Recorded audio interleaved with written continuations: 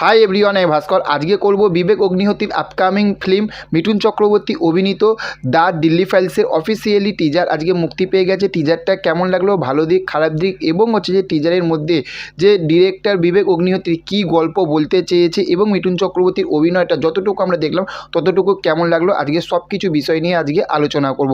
প্রথমে আপনাদেরকে জানাই শুভ প্রজাতন্ত্র দিবস, হ্যাপি রিপাবলিক ডে। তো চলুন, আজকের এই যে টিজারটা যেটা দেখলাম 2 মিনিট 21 সেকেন্ডে যে টিজারটা ড্রপ করা হয়েছে, প্রথমে বলবো যে টিজারটা আমি যখন টাইমিংটা মানে ডিউরেশনটা যখন দেখলাম তখন হচ্ছে যে 2 মিনিট 21 সেকেন্ড মিঠুন চক্রবর্তীর movie the Delhi files 2 minute 21 সেকেন্ডে এত বড় টিজার তারা কেন দিল।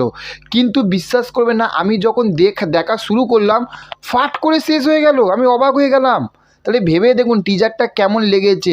মানে মনে হচ্ছে 2 মিনিট 21 সেকেন্ডটা শুধু মনে হচ্ছে 21 সেকেন্ড, বুঝতে পারছেন? তো চলুন এবার হচ্ছে যে টিজারের প্রথমে যে বলবো যে এই গল্পটা কি হতে চলেছে। 1949 সালে 26শে নভেম্বর, যেটা হচ্ছে যে সংবিধানে যে নিয়মগুলো, সেই নিয়ম কানুনগুলো সব কিছু, ওই যে বিষয়টা ওই বা আমরা ওইটা কেন পালন করে সেই যে সংবিধান আইনের, সেইটার উপরেই কিন্তু বিবেক অগ্নিহোত্রী কিন্তু এই বইটা তৈরি করেছে এবং এটার মধ্যে দ্য দিল্লি ফাইলস বলেছে, মানে দিল্লির প্রত্যেকটা বিষয় কিন্তু আমরা এখানে দেখতে পাবো। এবং দ্য কাশ্মীর ফাইলস যেটা দেখেছেন যে কাশ্মীরে যে পণ্ডিতদের উপরে যে একটা অত্যাচার হয়েছিল, সেই যে মুভিটা, সেই দর্শক কিন্তু এবার কিন্তু এই যে দ্য দিল্লি ফাইলস এটা কিন্তু পুরো লুপে নেবে।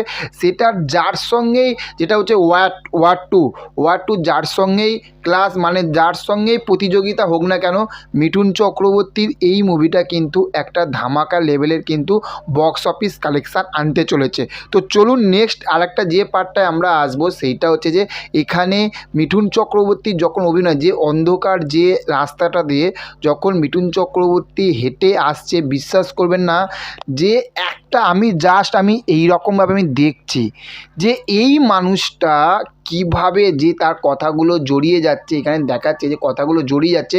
এবং এইটুখানি আমরা বুঝতে পারছি যে একটা এই যে এই সিনটা হবার আগে কিন্তু যে কোনো কারণে কিছু না কিছু একটা কিন্তু ফাইট হয়েছিল, বা তার সঙ্গে বিশাল কিছু একটা খারাপ ঘটনা ঘটে গেছে, কিছুতে একটা মানে লড়াই, কিছু একটা দাঙ্গা, এই রকম কিছু একটা ঘটেছে।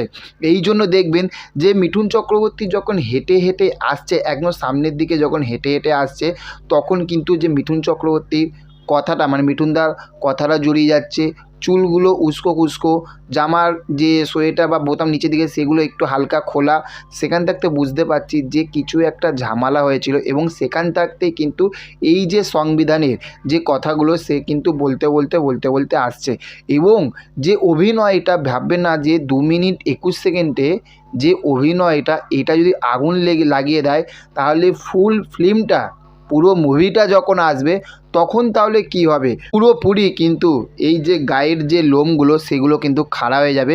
মিঠুন চক্রবর্তীর এই অভিনয়টা দেখে কিন্তু দ্য দিল্লি ফাইলস আমার কিন্তু বেশ দারুণ লেগেছে। টিজারটা ট্রেলারের অপেক্ষায় থাকলাম, তারপরে তো ফুল মুভি তো আসবে। আপনাদের কেমন লাগলো সেটা অবশ্যই জানাবেন। চ্যানেলে যদি নতুন হয়ে থাকেন চ্যানেলটিকে অবশ্যই সাবস্ক্রাইব করে পাশে থাকবেন। Okay, thank you, have a nice day, tata, bye by.